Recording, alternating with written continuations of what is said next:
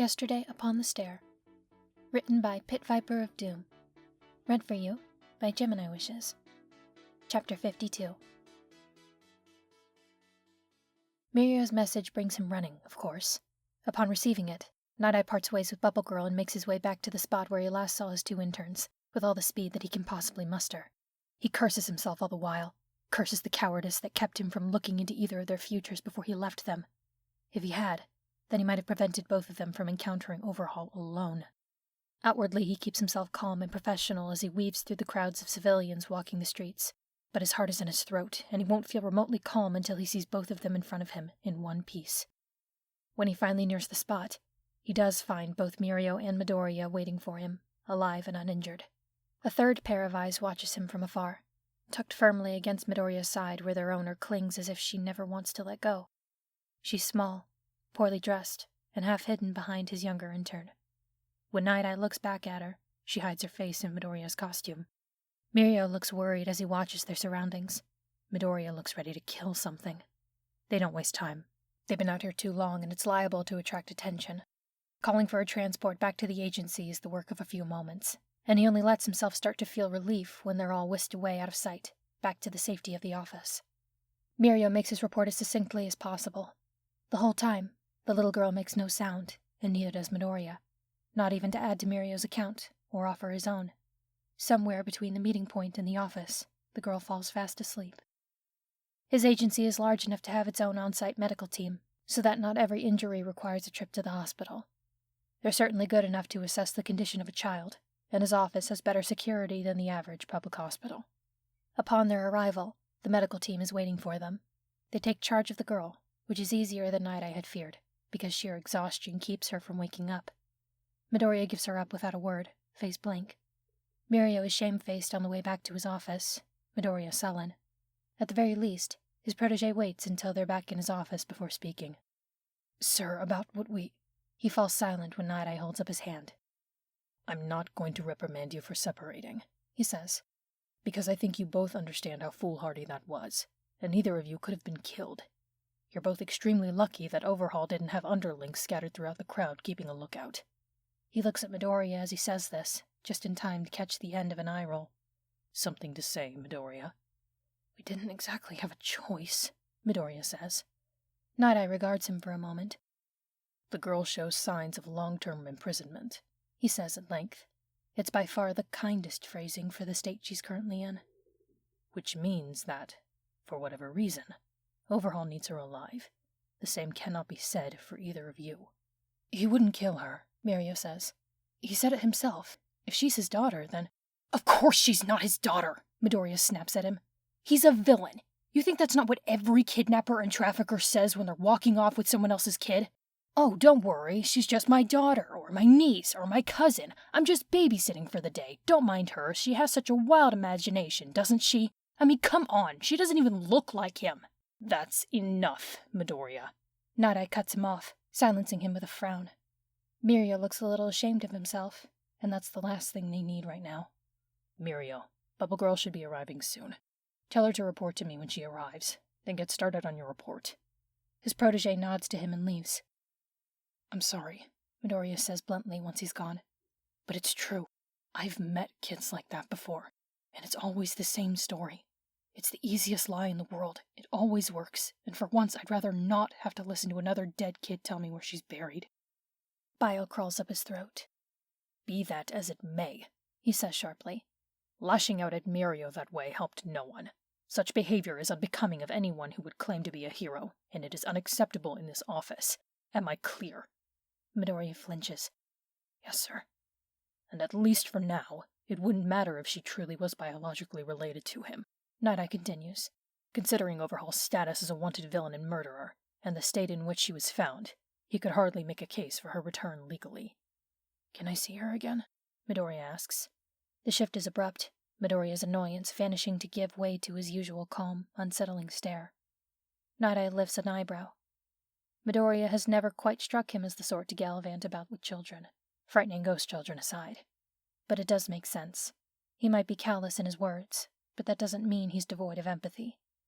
The exact logistics of her care will be decided after she's given medical and psychological exams, he says.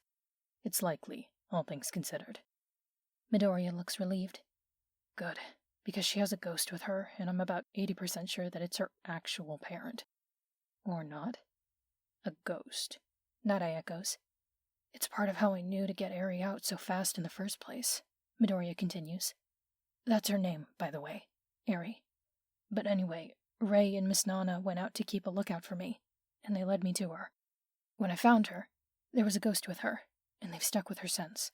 They're too unstable for me to learn anything from them yet. I can't even tell what they were supposed to look like, but they were pretty intent on getting Eri away from Overhaul. What do you mean you can't tell what they look like? Nadai asks. I thought you said your quirk was vision-based. It's complicated, Midoriya says. See, ghosts they're not like living people. Memories and thoughts and feelings, those are things we have. But for ghosts, that's what they're made of. So if they're mentally unstable, I guess, if they're frightened or if they've been through something terrible, they don't look right. Most of the time they just go back to looking however they looked when they died, which usually isn't pretty. But sometimes they just sort of flicker, like a TV with bad reception. And this ghost is the worst case of flickering I've ever seen. It's like trying to look at a cloud of static and figure out the image on the screen. I mean, even the Nomu ghosts had more stability than that. You've seen the ghosts of Nomu. I was in that warehouse in Kamino for almost 4 days, sir. And All for One's killed a lot of people. A lot of angry, impatient people. A moment later, the boy blinks hard and shakes his head. Something tugs at the back of Night-Eye's mind, a wisp of uncomfortable familiarity, but he loses it when the boy speaks again. Anyway, I'd like to talk to that ghost later. Obviously something bad's been happening to that girl, and it's probably what drove the ghost crazy. So either they're her parent, or they're someone else Overhaul was torturing. They might settle down a little now that she's safe. He smiles, but it doesn't quite reach his eyes. There's a lot that I could ask them. Ghosts have a lot of good information. I see, Night-Eye says, and his mind races. This is useful. It's disturbingly useful. Even more so than foresight has ever been, and that's saying something. He keeps the taste of bile in the back of his throat, which is a sensation that usually only bothers him on the occasion that he uses his own power. If Midoriya is going to be offering it up so freely throughout his time here, then, well, that's going to take some adjusting. If he could just frame it differently. An autopsy. It's not until he sees Midoriya blinking at him in confusion that he realizes he said it out loud. What? Night-Eye shakes his head, regretting his slip. Your ability, gathering information from the dead, it's on par with an autopsy, only everyone involved has a bit more say in it.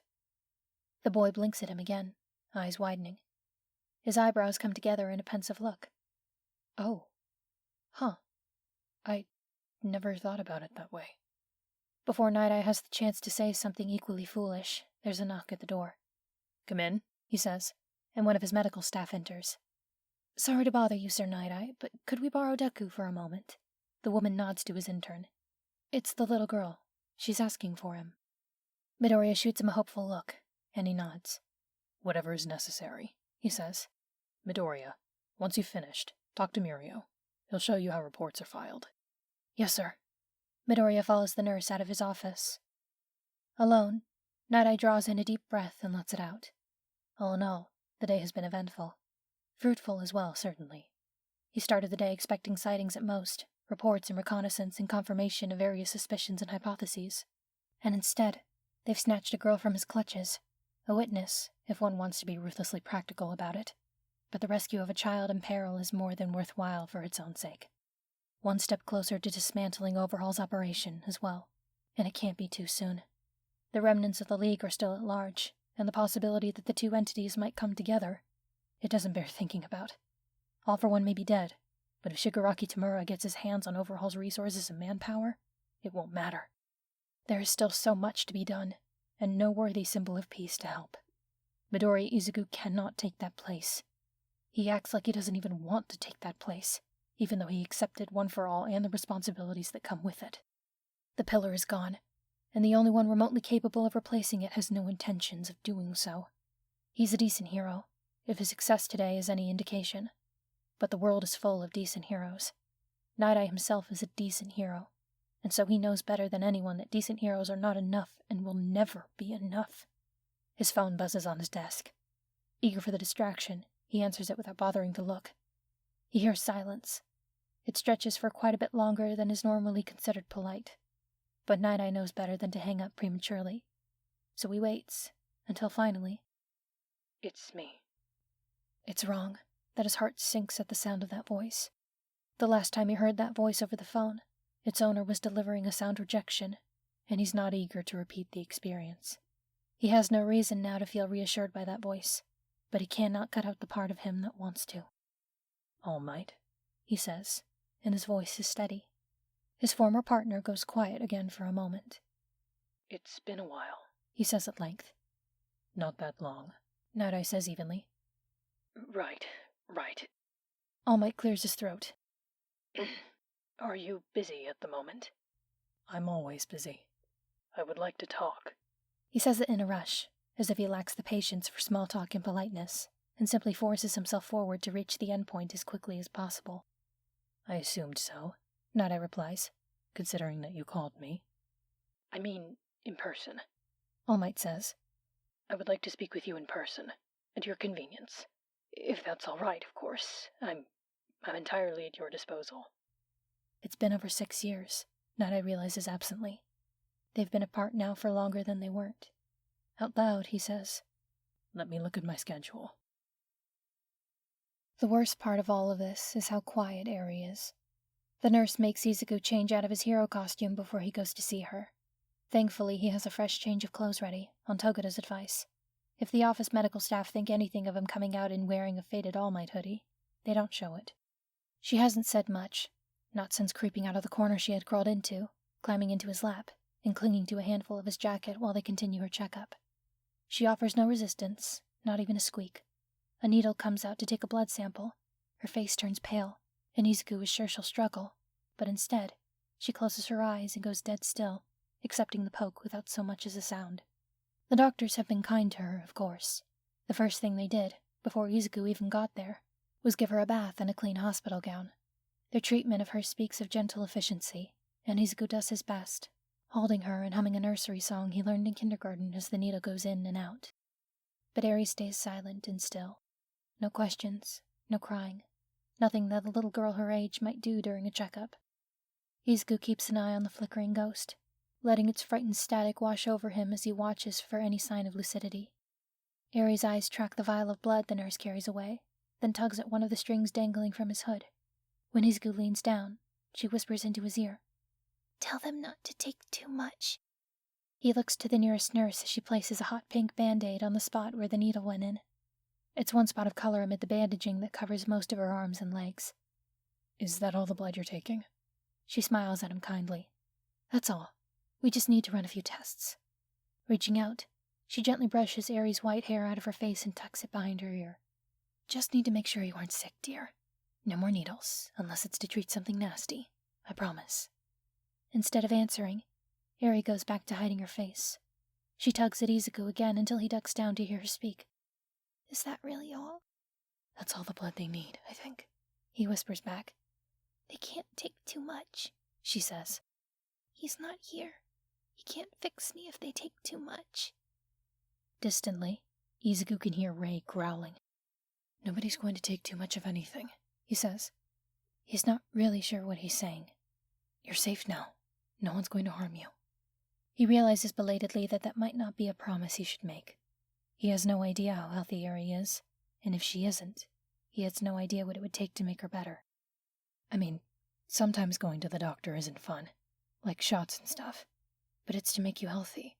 No one's going to hurt you just to hurt you. He looks to Rei, who sits cross-legged on the nearest chair and watches Eri and the flickering ghost. No one's going to hurt you to use you either. They might, Eri says softly, when they find out. Find out what? I'm cursed. Some small, absurd part of him almost wants to laugh at that. That's something people joke about, being cursed. But this little girl says it like it's a fact as simple as the color of grass. Who told you that? Izuku asks. Was it Overhaul? She nods. Well, I'm sure he says a lot of things. My friend says Overhaul told him you were his daughter. Was that true? She looks up to stare at him, wide-eyed. She shakes her head. Well, there you are then. Sounds to me like he's a big fat liar. No, Eri says. Not about that. He's right. I'm cursed. She's trembling now, from the tip of her horn to the tips of her toes. I have something. It's inside me, and it's bad, and it hurts people. Maybe it'll hurt you too. I'm sorry. I'm so sorry. Her face crumples, fat tears rolling down as she ducks her head and curls in on herself again. I'm sorry. I'm sorry. The nurse tuts and fusses, though with Eri clinging so closely to Izuku, there's not much she can do beside push a box of tissues into his hands. Izuku casts a pleading look toward Rei, but he's more or less alone in this. It's okay. You're nice, Eri whimpers. You're nice, and I don't want you to disappear, and I don't want him to find you, and... He won't find me, Izuku assures her, or he tries. He never even saw me.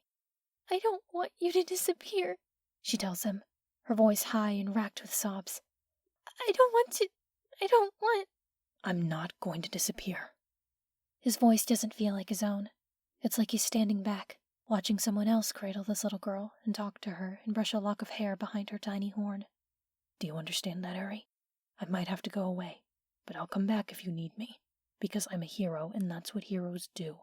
And if Overall comes looking for you, if he wants to take you back... She flinches. He's going to have to go through me.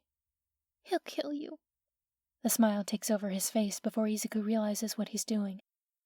Do I look like the kind of guy who dies? There's something about the way she looks at him, all wide, wet eyes and gripping hands, curling into tight, tight fists in the sleeves of his jacket. He meant it at least partly as a joke, and she isn't smiling, but there's something in her face now where there wasn't before. He's not sure what it is, just that it's something, which means it's different from the blank, frozen despair he's been seeing until now. He hopes it's a step in the right direction, and laments that ghosts are so much easier to read than living people. Nearby, someone coughs in that awkward way that suggests they're trying to attract attention and avoid it at the same time. Izuku looks over, startled. How long had Togata been standing there? Oh, hi, senpai. Hello, Midoriya. Sir said you'd be here. Eri peeks at Togata curiously, and he offers a bright grin and a wave. Hi there. Are you feeling better? Eri just stares at him, so Izuku jumps in to help. That's a million. He's a hero too. Don't worry, he's nice. Senpai, this is Eri. Eri continues to watch Togata, which is probably a step up from constantly hiding her face. What's a hero? She asks softly. Togata launches into an enthusiastic and age-appropriate explanation, and Izuku takes the time to glance back at the flickering ghost. Rei has been sticking close to them lately, circling them but not in a hostile way. That's why Izuku isn't too worried by them. If Rei doesn't find them threatening, then there's nothing to worry about. In fact, he's starting to see something. If he blinks too much, then he misses it. But if he keeps his eyes open until they water, then he has a chance of catching it. Just a flash of something. An image in the shape of a human being. Anyway, I'm supposed to help you with your report, Togata says, calling Izuku back into the conversation. Whenever you're up for it. Oh. Izuku glances down at Eri. She looks just a little less blank, a little less like she'll fold back in on herself when he leaves the room. But still. The nurse who put the Band-Aid on Eri's arm smiles and pats his hand. Don't worry, she assures him. We'll take good care of her. We can always call you back again if it's needed. All right, he says, a little reluctantly. To Eri, he says, I have to go now, but I'll be back, later. I'll do my best, okay? She frowns, but nods and releases her hold on him. Izuku says his goodbyes to her and the medical team, and follows Togata out of the wing. Rei peels herself away from Eri and the flickering ghost to tag along. Once they're back in the hallway, Izuku's conscience catches up to him. I'm sorry, he blurts. For earlier, when I snapped, that was... It's all right. Togata shoots him a rueful grin. I mean, you did make a good point. It's still embarrassing. It's been a stressful day, Togata says with a shrug, and that's the end of it. So anyway, intern paperwork is a little easier and less involved than it is for full-time sidekicks and heroes. I'm not looking forward to that myself come graduation, but it is what it is. The hardest part is writing up a detailed summary of what happened. Izuku tries to imagine summarizing the absolute heart-stabbing roller coaster of terror he just experienced. Cool. There are blank forms at the receptionist's desk, and a corner of the office set aside for interns and temporary employees to do busy work, which is currently unoccupied. Tagada shows him both, guides him through which papers he'll need to fill out, and is just about to sit down with him when his phone buzzes. Tagada winces and pulls it out of his pocket. Sorry, let me turn this off. You can check it if you want, Izuku says as he fills out the basic information at the top of the form. It might be important. Nah, it's just Tamaki, Togata says. We usually check in after we... Izuku looks up as Tagada's voice trails off. He's staring at his phone, face frozen in a half-formed frown. Ray, reading over his shoulder, lets out a distressed rattle. His friend is hurt, she says. The quiet one who doesn't talk a lot. He's in the hospital. Go, Izuku says. Tagada startles at his voice. You're right, this looks pretty simple, so go ahead and check on whatever it is. I'll cover for you. Tagada looks conflicted, so Izuku presses. Night-Eye will understand. Tagada's face falters, and he offers a weak, wavering smile. I think you might be right, he says. Are you sure you're okay? I'll be fine, Izuku says with a smile. If I mess it up, I'll just say I blew you off and insisted on doing it myself. Just go. I owe you one, Midoriya, Tagada says. With that, he hurries out of the office. Once he's gone, Izuku pulls out his own phone and picks one of his contacts, then keeps an ear out for people passing by as he waits for the call to go through. He doesn't have long to wait. Ida usually picks up after the first ring. Midoriya, it's good to hear from you. Ida sounds a little out of breath. Are you all right? You're out rather late. Kirishima came back, and from the sounds of it, he had quite the adventure today. Is he okay? Izuku asks. He got into a scuffle with some villains. Something involving quirk-modifying drugs. Ida huffs. The nerve of some criminals. Izuku's mouth goes dry. Hey, he's interning at the same office as that guy from the Big Three, right? Amajiki-senpai? Is he okay too? Ah. Ida seems to waver for a moment. From what I heard, he's still in the hospital. Kirishima says... Well, I'm not sure how much I'm supposed to say, but since you'll be out in the field, you ought to be careful too. According to Kirishima, the criminals he faced were armed with quirk-nullifying bullets. He managed to avoid being hit, thanks to his own quirk. But Amajiki-senpai... Izuku breathes in sharply. Tagada's right to be worried, then. Quirk nullifiers are temporary, thank goodness, but... Overhaul's supposed to have a hand in that, he remembers. That's what Night-Eye said. Midoriya? Ida says. Are you all right? I'm fine, he says. Thanks for telling me, Ida. And are you somewhere private right now? Could I ask a favor? He lowers his voice, not wanting the office's other occupants to hear. Yes to both. What do you need? It's kind of a gamble, but just repeat something out loud for me, okay? Yes? Ida sounded confused. Say, Midoriya needs a favor at Night-Eye's office. Oh, right, understood. Ida repeats the sentence. I'm not sure if he's here, but... It's fine, Izuku says. Like I said, it's a gamble, but... You rang? Tensei asks from 2 feet away. Izuku startles and knocks the pens off his desk. Holy shit, that was fast! Sorry, thanks, Ida. It's no trouble at all. They say their goodbyes and hang up, and Izuku puts his phone away while Tensei helpfully retrieves the pens. You said you needed a favor?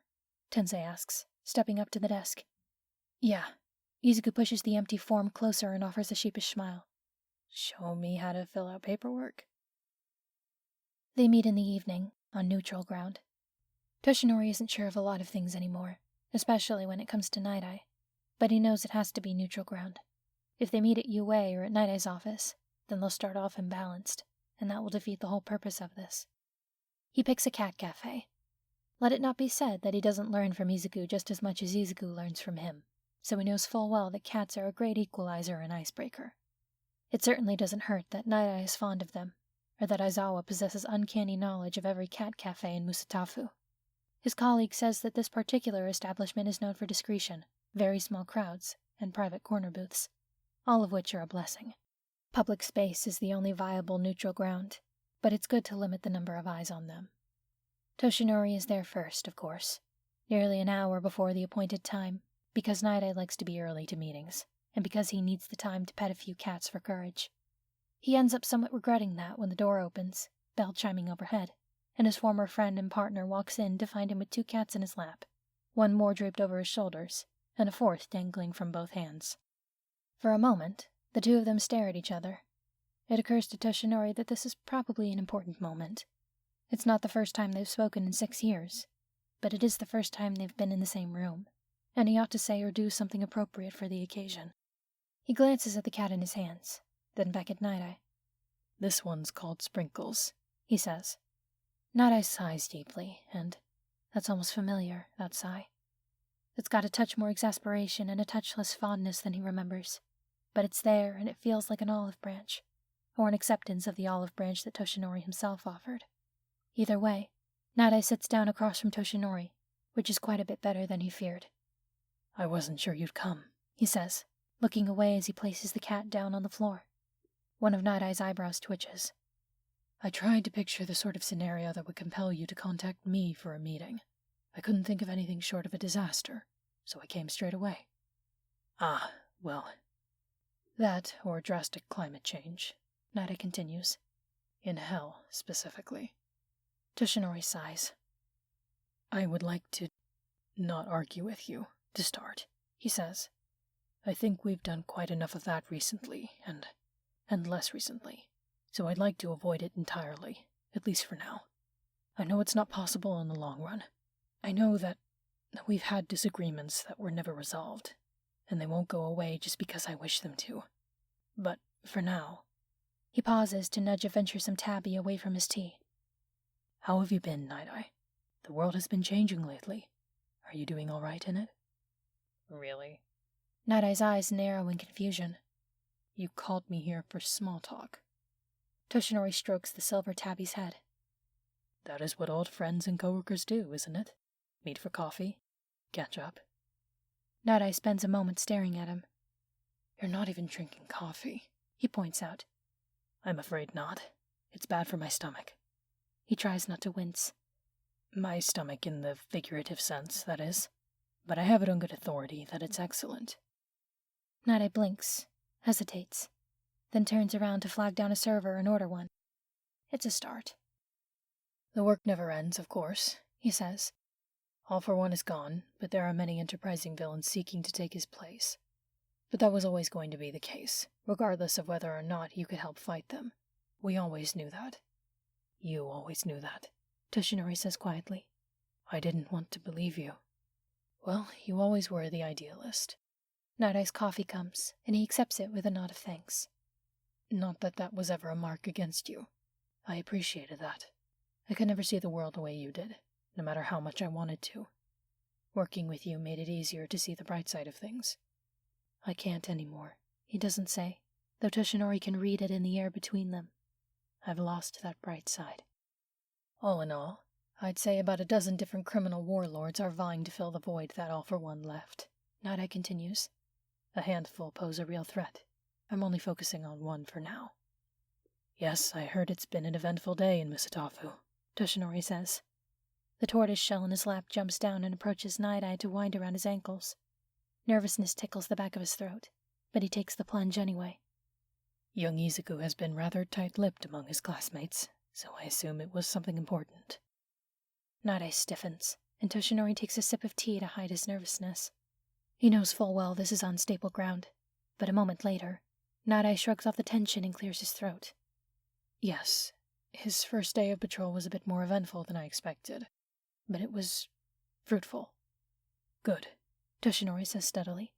"I'm glad he's doing well." The silence that follows that is awkward and tense and stretches far too long for his liking. It could be worse. The background noise of paws and purring keeps it from being too oppressive, but it's still the opposite of talking, which is what Toshinori wants out of this. "You might as well say it," he says. "Whatever is on your mind, whatever you're holding back right now. We're never going to get anywhere if you don't." "You said you didn't want to argue," Night-Eye says. "I also said it wasn't possible in the long run. If we keep dancing around uncomfortable things, we'll be going in circles for the rest of our lives." That makes Night-Eye wince. He probably could have worded it better, but maybe a little discomfort will move things forward. "You know I have misgivings about him," Night-Eye tells him. Protective instincts tie his chest in knots, but Toshinori keeps his voice steady. Yes, I know. You made that much clear the last time we spoke. Let me be clearer, Nada continues. As a potential hero, I'm impressed with his abilities. He's formidable. He has good instincts. But not every good hero is worthy of one for all. And what makes you so much better at deciding who is? Immediately he bites his tongue. The last thing he wants to do is lose his temper so easily. Nada is about to reply when the enterprising tortoiseshell leaps up into his lap, cutting off whatever retort was on the tip of his tongue. Instead he sighs, harsh and irritated but still calm. You're impulsive. You always have been. And maybe it's because it's saved your life in combat. Maybe you're so used to hearing the future from me that you forget to think about it for yourself. I don't know, but... He pauses, mouth twisting. I just don't feel it's a decision to be made lightly. I don't understand why you think I did. Because you always do. Nada puts his cup down. Even when I was there to give you advice, you did. Even when I spelled out your death, you refused to stop and think of what that meant or how to prepare for it. I'm not going to prepare for it because I'm not going to die, Night-Eye. It comes out harsher than he wants it to, but it's the truth. Not this year, and not the next. I know you have faith in your visions, and I understand your convictions, but I survived Camino.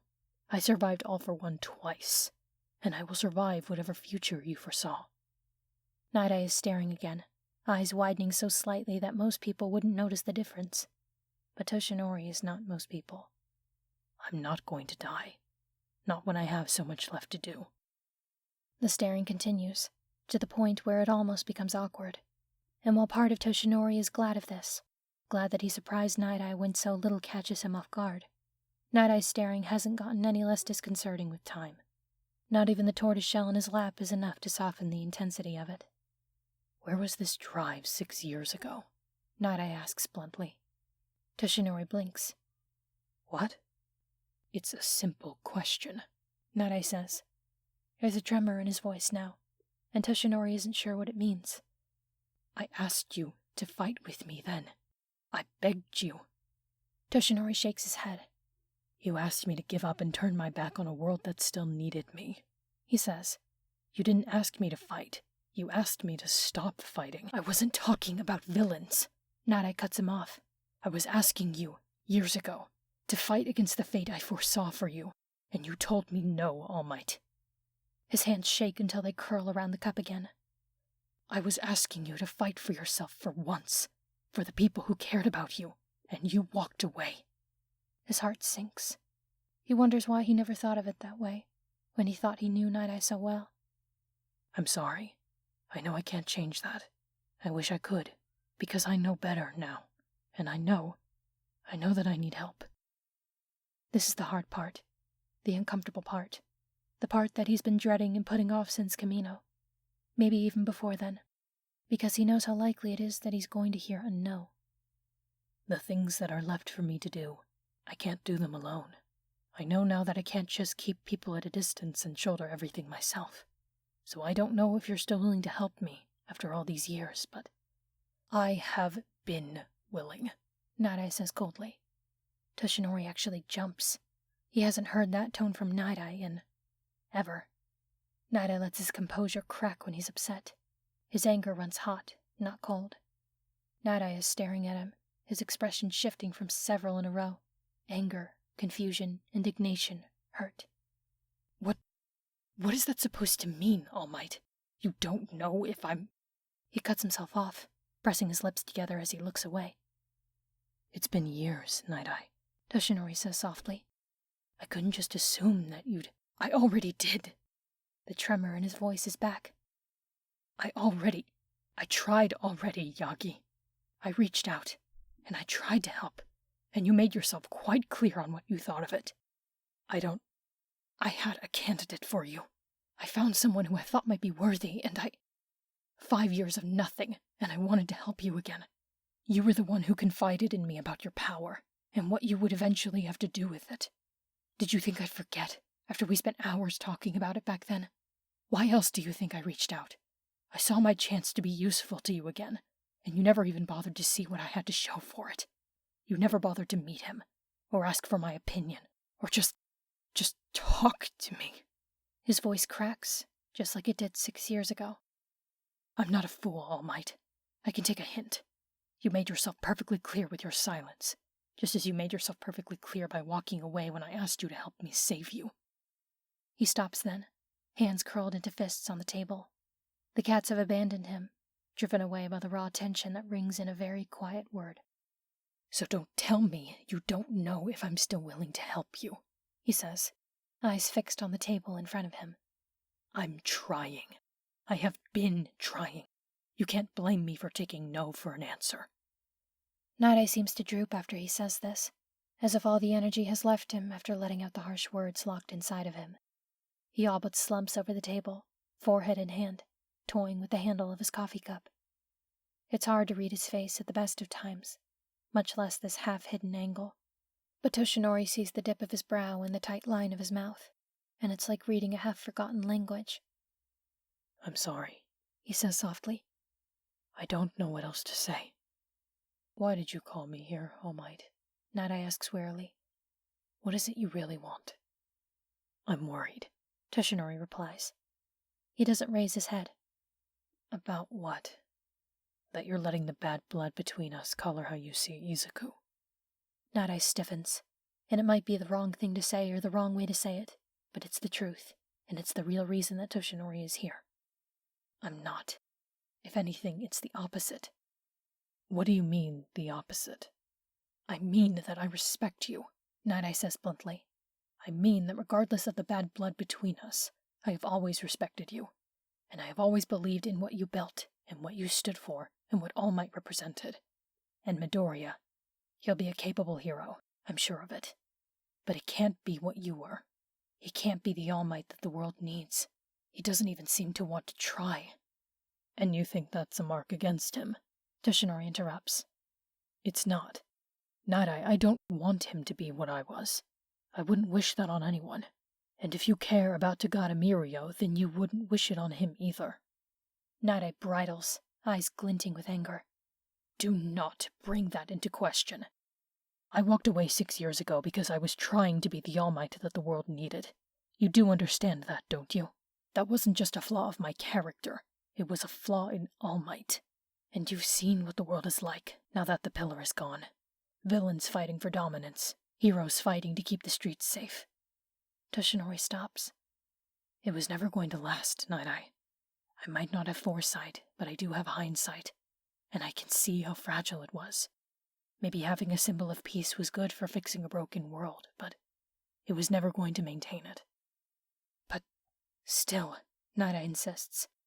He possesses the world's single most powerful quirk, alongside the one he was born with. Symbol or not, that's hardly meaningless. Of course it isn't meaningless, Toshinori says. I never said it was meaningless. All I'm saying is, what it means isn't up to me, because I don't have it anymore. It's gone. It's his. One for All is his quirk, and what he does with it isn't for either of us to decide. Night-Eye stares at him for a moment more, and it's enough to know that Toshinori hasn't quite gotten through to him.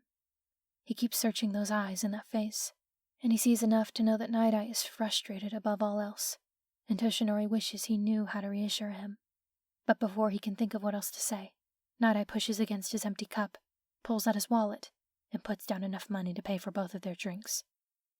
Thank you for the invitation, he says, but that's not what he means, so Toshinori shoos the cats out of his lap and follows him out. Does it matter that much to you? He asks, once they're out on the street and away from prying eyes and ears. What happens to One for All? Of course it matters, Night-Eye retorts. I just don't understand why you keep insisting it's about Izuku when it's clearly not, Toshinori presses. Night-Eye stops short, but doesn't turn back to look at him. I heard you. I understand that. You were afraid for me and you wanted to do everything you could to help me, and I shut you out. That was wrong of me, and I want to make amends for it. But I can't do that if you keep making it about him. It is about him, Night-Eye says. He still won't look back. I know about his power. Do you really think someone so accustomed to death should be wielding the most powerful quirk in the world? I have never met anyone more determined to save lives than Izuku, Toshinori says sharply. And besides, One for All isn't created to lift up the world. It was created to bring down All for One. All for One is dead now. Its old purpose is lost. He pauses. Is that why you're upset? Because the future is so uncertain? Just because your quirk lets you see what comes next doesn't mean... In an instant, Night-Eye rounds on him, cutting him off before he can finish. I'm upset that you chose a successor that has so much less to lose if you die, Toshinori. Why is that so confusing? The words wither away on Toshinori's tongue. For a boy who's grown up seeing ghosts and talks to them like it's nothing. Night-Eye's voice breaks. Whether your death comes to pass or not, what difference will it make to him? You told me about Shimura Nana. You told me about what it was like to lose her. How you would have fought anyone and sacrificed anything to get her back for just one day. And you think it doesn't upset me that your student never has to fear that kind of pain? And once again, Toshinori can only stare. He tries to remember when he last saw Night-Eye cry. It's not easy, but if he doesn't push, if he lets memories drift to him instead of seeking them out, he remembers lingering flashes of fluorescent lights and hospital bedding and 2 hands grasping one of his. But then he woke up and recovered enough to stand up and walk and fight again. Everything went wrong, and he never got the chance to ask if they were dreams or not. It's been 6 years now, and all of his memories are like that, drifting in without him calling on them, reminding him that the man before him says things that mean others. That language used to fall upon his ears effortlessly, but now it comes back to him piece by piece.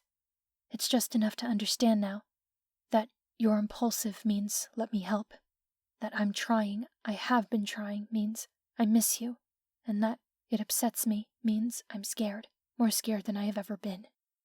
He's starting to wonder if it really is too late, if this bridge is just too thoroughly burned down now to be fixed or rebuilt. He can try, but if there's one thing Izuku and young Bakugo have taught him, it's that there's only so much he can do when connections between people run both ways. But he does know this. He knows he can't do it today. He can try again, just not today. You don't understand him, he says quietly. You don't understand him at all. I just wish you'd try, because there's a reason he came to you. There's something he needs that I can't give him, but you can. I don't know what it is. You'll have to ask him yourself. He turns to leave, but there's one more thing he needs to say. One more clump of words that Night-Eye's fears have dragged from within him. And, for the record, I did. Night-Eye blinks at him, confused, and Toshinori continues before he can lose his nerve. I did get her back. Nana, I mean. Except I didn't have to fight anyone, or sacrifice anything. I just had to put my faith in one boy. Slowly, he lets out a breath. He saved me, you know. I think, if it hadn't been for him, that fate you saw would have caught up to me in Camino. Night-Eye doesn't answer. Until later, Mirai, Toshinori says. It's more than he gave him 6 years ago as he walked away, limped away, down a quiet hospital hallway and didn't look back. But it's not a goodbye. Toshinori is tired of goodbyes.